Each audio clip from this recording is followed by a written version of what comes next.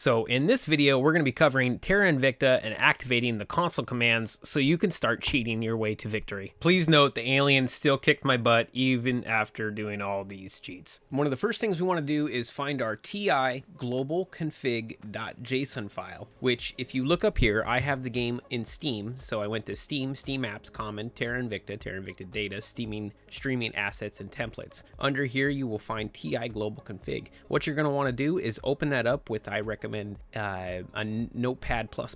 Once you get it open, you'll see all these crazy things and you'll scroll down until you see debug console active. This will say false at first. You want to change it to a true. After you hit true, hit save. Note that certain game updates might overwrite the file, requiring another edit to do this. But to open the console can, we'll use the tilde key while we are in game. Over at hoodedhorse.com, they have a wiki that lists the commands, some examples, the parameters, and the effects of what it does. There's a long list here, but I'd read through and make sure that you don't do anything that'll crash your game, and always hit save before you try one of these. Now with my game loaded up, I'm going to, let's start a revolution. So I'm going to click on this country. With it selected, I will hit the tilde key and it'll bring up this crazy console. From there, I will type in revolution, and you can refer back to that Hooded Horse wiki, but it will cause a revolution in a selected country.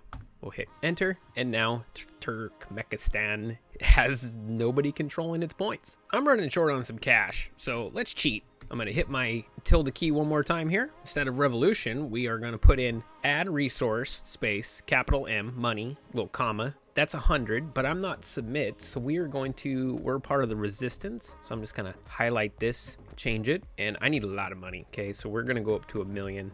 I need to cheat a lot. I'm a big cheater. And after that, we will hit enter.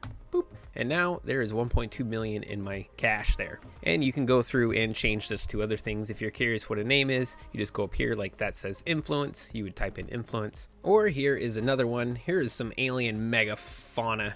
I'll bring this up. I'll type in kill state. Boop. Oh man. So we have officially killed him. Modify the GDP, gonna select the country. You don't necessarily have to select it. We will put modify GDP space, all capital USA, or whatever the country is, and you're gonna end up using these national internal names, 3,000. So we're going to increase the GDP of the United States, 3,000, and it bumped it up. We're at 153. Let's do it again, just to show you that it is doing it. We're at 156. The same goes with the factions internal names. I've been playing on the Resistance Council, so an example of that in play would be here, give all text to Resistance Council, and here they have escape. Your big thing here is you're just paying attention to the description. When it says selected nation, you don't have to go through and apply a nation internal name. So if we wanted to nuke somebody, I would essentially just select a nation. I don't like these guys. Mexico. Sorry, Mexico. We're just going to put in nuke. Now we have nuked Mexico. Mexico is no more. Now, after playing around with dev commands, I wanted to make ships faster, and I didn't see that option anywhere to where I could just give myself ships. So I went in and I started digging around, and I would recommend that you make a copy of this file or any of these files before you edit them, just in case you mess it up, because I've crashed my game several times, but I'm going to show you what you can do. So we are going to open up this TI ship whole template. We are going to speed up how fast we make ships. So once we open this up, boop, I have it open up with Notepad++. I scrolled down until I found battleship. And you can do this on any of them, whether it's the cruiser, the battle cruiser, whatever. But I think this applies to all factions. So keep that in mind, that the enemy may be able to build these pretty quick too. And you're going to look for the time that it takes to make it. And as we scroll at the very bottom here, you will see base construction time days, 195. So 195 days to make one battleship. But if you go like this and you just delete the 95 and leave it 1, you could go through and do this with let's say the battle cruiser as well. Maybe you want some battle cruisers that pump out pretty quick. You can also change the mission control, how many mission control that it uses per ship. So let's say mission control points. I've already changed this to 1.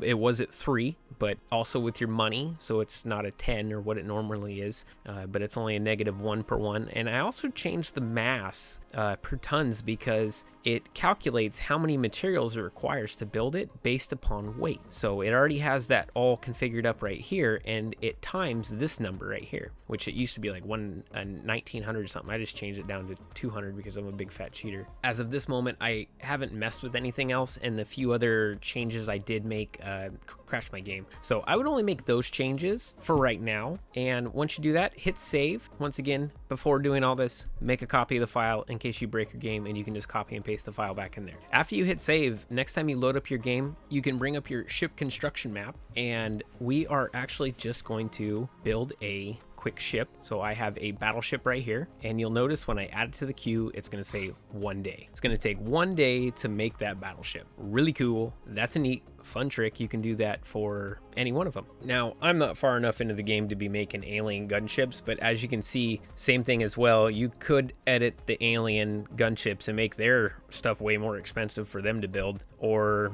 whatnot. This has been a pretty fun game for me to mess around with and mod in between modding for Farming Simulator. But if you enjoyed this and you want to see more tweaks and edits that you can do for Terra Invictus, hit that like, comment down below, and I will be back with some other crazy stuff you can do. Thanks for watching.